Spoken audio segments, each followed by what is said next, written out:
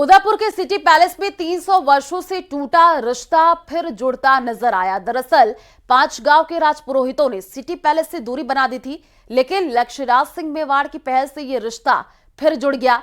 देखिए क्यों 300 से सिटी पैलेस की दहलीज लांघने को तैयार नहीं थे राजपुरोहित।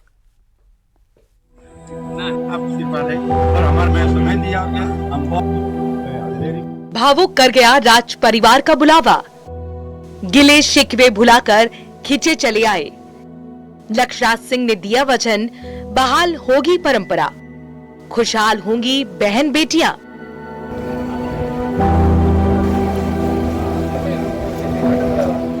भावनाओं को शब्दों की जरूरत नहीं होती, इसीलिए पिता के निधन के बाद बेटे लक्ष्यराज सिंह मेवाड़ ने मारवाड़ के 5 गांव के राजपुरोहितों को याद किया। 300 साल बाद राजपुरोहित उदयपुर के सिटी पैलेस पहुंचे। मेजबान और मेहमान ने एक दूसरे का खूब आभार जताया। लेकिन ऐसा हुआ क्या जो 5 गांव के राजपुरोहितों ने सिटी पैलेस आना बंद कर दिया? ग्रामीण बताते हैं कि महाराणा प्रताप के साथ हल्दी घाटी का युद्ध लड़ते हुए नारायण दास राजपुरोहित वीर गति को प्राप्त हुए थे।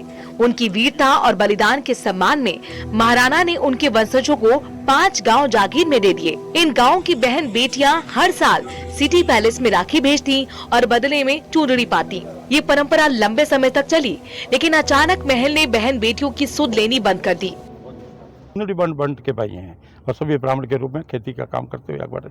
अब राज सवाल हमारा व्यवहार के लिए हमारी है, तो उस समय क्या है कि जिस समय शक्ति सिंह और राणा प्रताप के बीच में वो शिकार के बारे में किसी प्रकार स्पर्धा हुई थी, और उस समय नारायण पुरोहित करके वो उन्होंने रोकने की चेष्टा की कि आप मत लड़ो, लड़ोगे तो ये सूरज अस्त हो जाएगा हिंदू सूरज।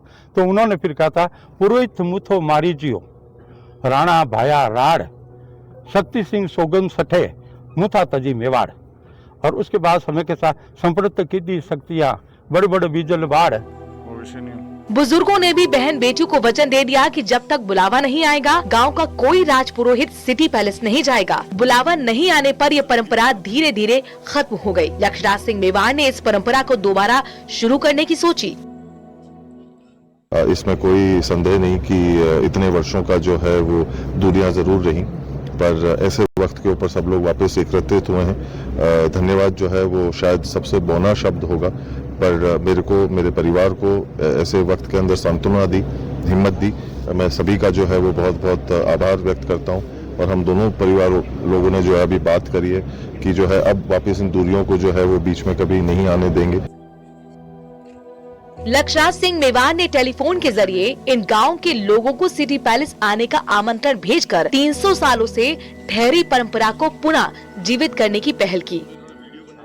जो है वो जरूर जो है वो कायम होगी, और जो विधिवत जो चीजें पहले से जो चलती हुई आ रही थी, उन सारी चीजों को, उन सारी विधियों को पुनः जो है वो वापस उनको शुरू किया जाएगा, श्री गणेश किया जाएगा। इस मौके पर लक्ष्यराज सिंह ने इन गाँव के प्रतिनिधियों को अरविंद सिंह मेवाड़ की एक बड़ी तस्वीर भेंट की और कहा कि यहाँ के दरवाजे आपके लिए खुले हैं। गांव वालों ने भी लक्ष्यराज सिंह मेवाड़ को उनके गांव आने का न्योता दिया। 300 साल बाद फिर से सजीव हुई इस परंपरा ने ये साबित कर दिया है कि इतिहास और रिश्तों की जड़ें कितनी गहरी होती हैं। न्यूज़ 18 राजस्थान के लिए उदयपुर से कपिल श्रीमाली की रिपोर्ट।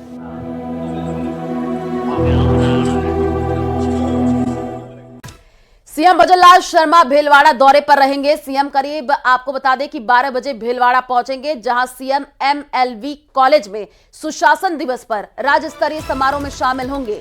यहां विकास और सुशासन समारोह का उद्घाटन करेंगे और इसके अलावा चित्रकूट धाम में हो रहे कार्यक्रम में भी सीएम शिरकत करेंगे। इसके बाद दोपहर 3 बजे तक जयपुर लौटने का कार्यक्रम सीएम भजनलाल का बताया जा रहा है। भीलवाड़ा से ये बड़ी खबर आपको बता रहे हैं, चित्रकूट धाम में हो रहे कार्यक्रम में सीएम शिरकत करेंगे। बड़ी खबर आपको भीलवाड़ा से दे रहे हैं। सुबह करीब 12 बजे का वक्त होगा जब भीलवाड़ा सीएम पहुंचेंगे और चित्रकूट धाम में हो रहे कार्यक्रम में शिरकत करेंगे।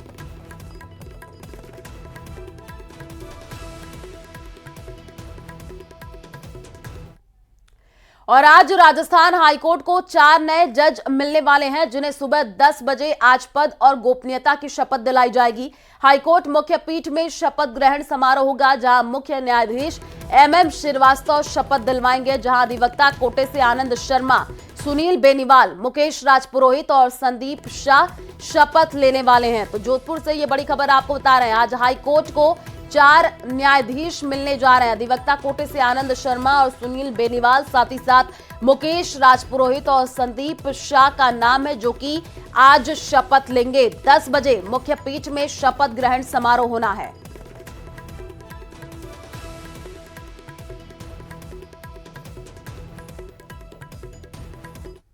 और इसी बीच जयपुर से खबर सामने आ रही है। आज अदा की जाएगी जुमातुल विदा की नमाज। आपको बता दें कि जौहरी बाजार की जामा मस्जिद में ये नमाज होगी। पूरे प्रदेश में आज बाजू पर काली पट्टी बांध करके नमाजें पढ़ते हुए दिखेंगे।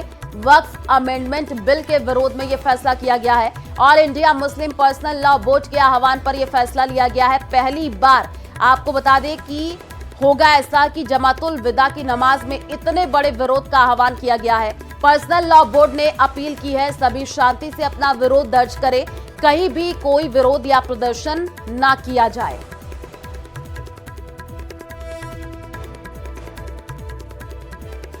तो आज जुमातुल विदा की जो नमाज है वो अदा की जाएगी। वक्फ अमेंडमेंट बिल के विरोध में फैसला लिया गया है। काली पट्टी बांध करके आज विरोध दर्ज कराएंगे नमाजी। और इसी बीच जयपुर से बड़ी खबर सामने आ रही है। नगर निगम की सीमा विस्तार के प्रस्ताव को मंजूरी। 30 साल बाद जयपुर नगर निगम की सीमा में विस्तार। आपको बता दें कि सरकार की मंजूरी के बाद नगर निगम का एरिया बढ़ा है और 78 गांवों के शामिल करने के प्रस्ताव को मंजूरी मिली है। आमेर, जयपुर और सांगानेर उपखंड के 78 गांव इससे जुड़े हैं। तीनों उपखंड के 28 ग्राम पंचायतों के 78 गांव शामिल होंगे। तो बड़ी खबर आपको बता रहे हैं इस वक्त की जयपुर से, जहां पर नगर निगम की सीमा विस्तार के प्रस्ताव को मंजूरी मिल चुकी है और 78 गांव को शामिल करने के प्रस्ताव को यह मंजूरी मिली है।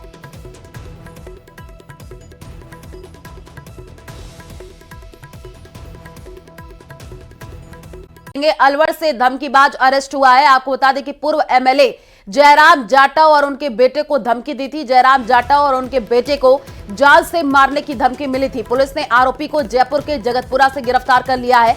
आरोपी मालखेड़ा के कैमाला गांव का निवासी बताया जा रहा है। आरोपी का पूर्व विधायक से जमीन को लेकर के विवाद था। सदर थाना प्रभारी रमेश सैनी ने जानकारी दी है।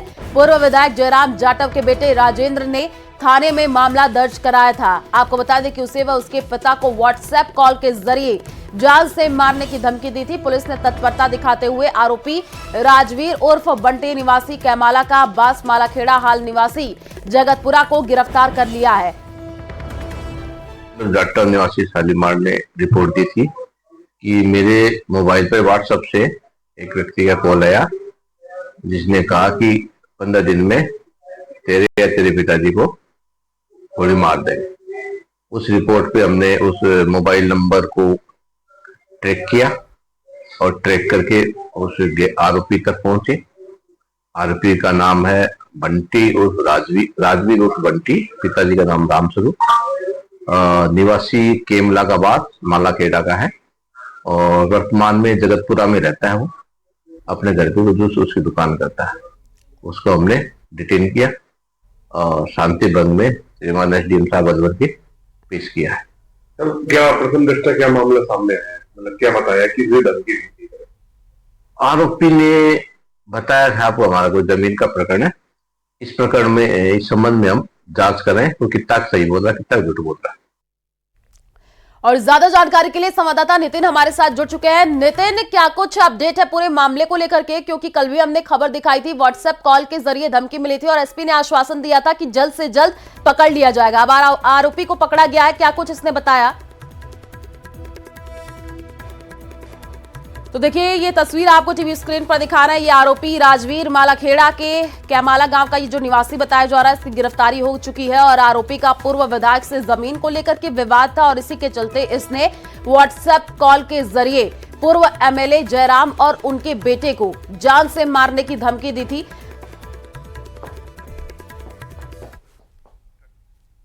और चलिए रुक करते हैं अगली खबर की ओर। डिप्टी सीएम प्रेमचंद बैरवा को जान से मारने की धमकी देने के मामले में पुलिस का एक्शन जारी है। आपको बता दें कि पुलिस ने जयपुर सेंट्रल जेल से मास्टरमाइंड विक्रम समेत 6 बदमाशों को गिरफ्तार किया है, जिसमें हत्या के केस में बंद विक्रम सिंह ने धमकी दी थी।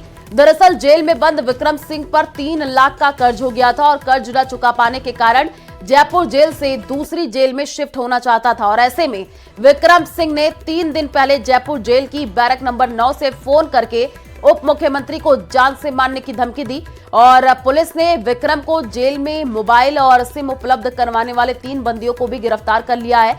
जयपुर जेल में बंद वसीम खान, मनीष परिहार और शाहनिल शर्मा को प्रोडक्शन वारंट पर गिरफ्तार किया गया है और अब पुलिस आगे की कार्रवाई में जुटी हुई है।